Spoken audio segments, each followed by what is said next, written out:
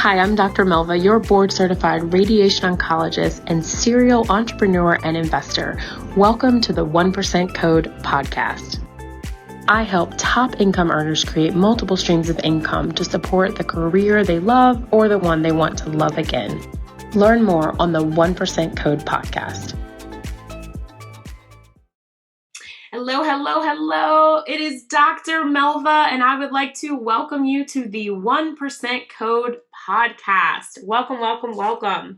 So today we are talking about how to turn your job into a hobby and trade your golden handcuffs for true wealth. I will be telling you all about the secrets behind the 1% Code, and today you will learn more about how that can help you in your own life and career. So I hope you enjoyed the previous episode. Again, if you're just now joining me, I'm so excited that I finally started this podcast. How many of you out there have starting a podcast on your list? I think it's a few of you. Well, now I've done it. So congratulations to you for listening and coming along on the journey with me. Let me ask you a question. Have you felt the pain of the daily grind? Have you gotten to a point in your career where you start to ask yourself the question of, how much longer am I going to be able to do this?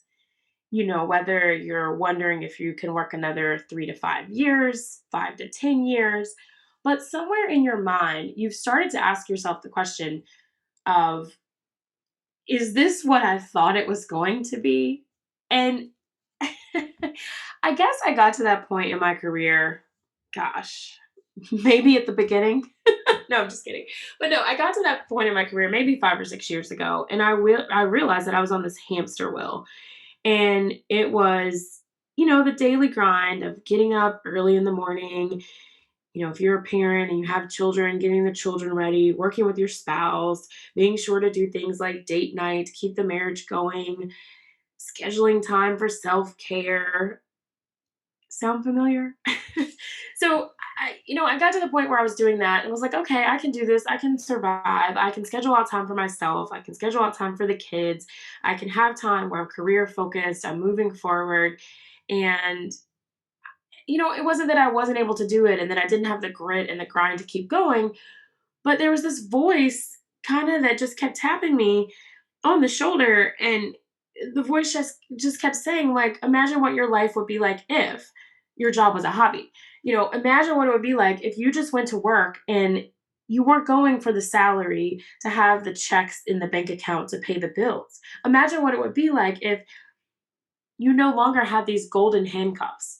So how many of you know what I mean when I say golden handcuffs? So if you're listening and you've never heard that term, it's essentially the concept of a high-paying career, high-paying job that holds you in this cycle of, it's too good to let go because it pays the bills, it pays for extra splurges. I mean, it's good money. So it's really hard to just let that go and switch to something else that for a lot of us is unknown or uncertain, right? And I think that's the scary part. So the concept of golden handcuffs is definitely real. It's just as real as when we talk about imposter syndrome. And I'll have an episode dedicated to that because I know many of you face that, as that is one of those demons, I like to say, that just comes up for those of us who are highly successful and high income earners constantly. And it keeps us, as the bottleneck in our business many times. So let me tell you how you can get to the point of turning your job into a hobby and finally trading in those golden handcuffs for true wealth. So, in a 10 or 15 minute episode, we clearly can't cover everything, but let me just give you some ideas to get started. When I look back on the journey that I've had, whether that's the start of my medical career, I'm a board certified radiation oncologist, whether that's the start of my franchise ownership career, we own a Cold Stone Creamery, a Subway, and we have rights to an additional an additional Cold Stone location. Or when I look at the start of real estate investing, we've done commercial, rental, fix and flip. I really go back to how that started. And I think when you're starting on a new journey that's outside your comfort zone, you have some level of awareness, but you don't have the specific skill set that maybe you have in your career. It's very important to have a strategy. And the reason you have to have a strategy is that there is so much out there for people like you and me who are, doing well in one aspect of your life, have a great financial picture oftentimes until you break down the pieces and see that a lot of that financial picture and wealth portfolio are based on active forms of income, i.e., clocking in 9 to 5, showing up, working 40 plus hours per week, sacrificing your life and family's life, missing those moments. Sound familiar? Like the pain of that and just thinking about that vicious cycle that's very difficult to end. It starts with a strategy. And the strategy is, I think I'd break it down into it's one, you have to be aware. You have to have awareness that, look, this is not sustainable. Where I am is not where I want to be. And to get to where I want to be, I need a plan. So I would say, one, you have to have a strategy. So, speaking of all the things that are out there, how many of you have taken a course, listened to a podcast, gone to a summit, and they present a lot of information? It sounds really good, and then you never actually implement it. Okay, I see you raising your hand listening while you're driving. Put the hand back on the steering wheel.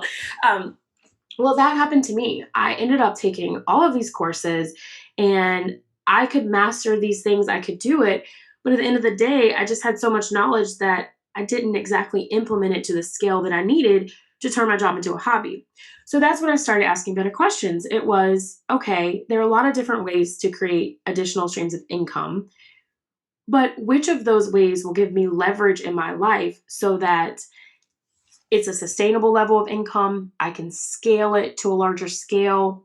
I started to ask questions, and I encourage you to, of how do I want to make the money? What do I enjoy doing? How do I want to spend my time? Because there are a ton of ways where you can turn your job into a hobby by creating additional streams of income with a side hustle, a lucrative stream of income. But if it's something that you don't enjoy and just feels yucky and uncomfortable or repetitive or boring or doesn't excite you, it doesn't challenge your mind, it may not be for you. And there's a lot of that out there. So you really want to be strategic when looking at additional streams of income. So I want you to look at the model. Is this something that you're looking to get into as far as a source of income that you have to do something new every single day? Is it something where you can do it once and get paid multiple times? Is it a collaborative effort where you can take your zone of genius and work with someone else in their zone of genius? Is it a group investment? How is the money made? How is the money, scaled? How does it go from you make this amount a month, you make this amount per month to you can switch it to looking annually? What does this source of income bring you? Other things that I didn't look at in the beginning when I was looking at turning my job into a hobby, I didn't factor into how this fit into my family's life, based on the age and stage of my family and my children and really the bandwidth that I had. So as I started to increase the additional streams of income that we had coming into our wealth portfolio, I started to differentiate opportunities based on, you know, really, like, it sounds crazy, but I'll never forget this moment where it was the who, not the how. So very early on, and maybe you've been there, I focused on, let's say for online income generation, for example, I focused on the tools. Which platform do you use? Which landing page do I need if I'm building an email list? And I learned about every single landing page builder. I learned about the email list. I spent some time getting down and dirty with the technical and, got really close with the help desk and learned how to do everything it was possible. I would look for automation tools, and those are so helpful, don't get me wrong, but I would research and spend hours on the company, the product, the upgrades, the updates. And where I'm going with this is that I focus on things that didn't necessarily lead to a return on investment, and it wasn't helping me get closer to turning my job into a hobby. And that's when I realized that it wasn't based on me, it was the people. And I heard this from one of my business mentors. And, if you're seated listening to this, I want you to write this down. Having a quantum leap of 6 to 7 figures in your income wealth portfolio that's not from your active current career, it will come from the people. The key to wealth generation is the people. You want to hire people that are smarter than you to add leverage to your business. Um, your business as in your additional income stream outside of your career. You want the people. You want people to help you. And it turns into this, it's the who, not the how.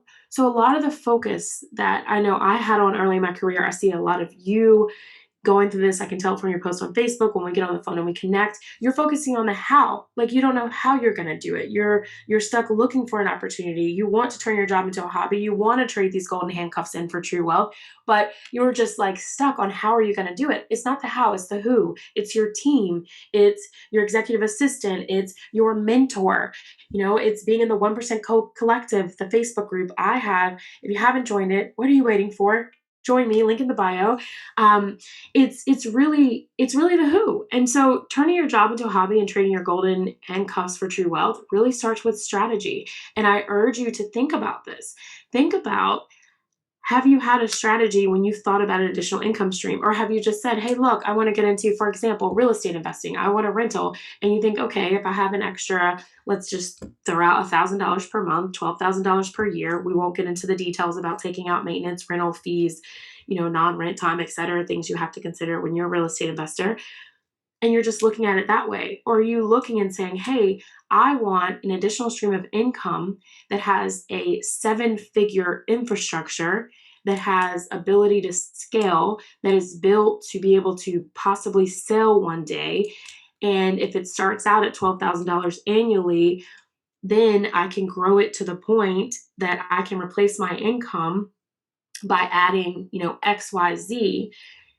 So these are just the different questions that I started to ask. And I encourage you to ask that. This is the 1% code. This is how you think differently to get out of the daily grind, to stop working or having to work another 5 years. And some of you may be moonlighting or working 2 jobs.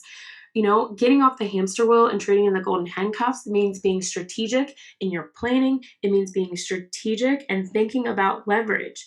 You don't have to do it all alone. You don't have the bandwidth to do it all alone. And actually, most of the money that comes in additional income streams, you're making higher amounts the less that you do. So if you plan to get in there and do the tactical things to additional income streams, you're going to back yourself into a corner. You're going to experience overwhelm and you're going to want to just give it up. So I want you to think about that today. I want you to think about leverage. I want you to think about strategy. I want you to think about infrastructure. And this is how you're going to be able to turn your job into a hobby and trade your golden handcuffs for true wealth. Thank you so much for joining me today on this episode of the 1% Code podcast. I hope that you learned and were exposed to different ideas than you've ever been exposed to before in your career. And I hope that you join me in the 1% Code Collective Facebook group. Information is below this podcast on how to join. And we will see you for the next episode. Thanks for joining.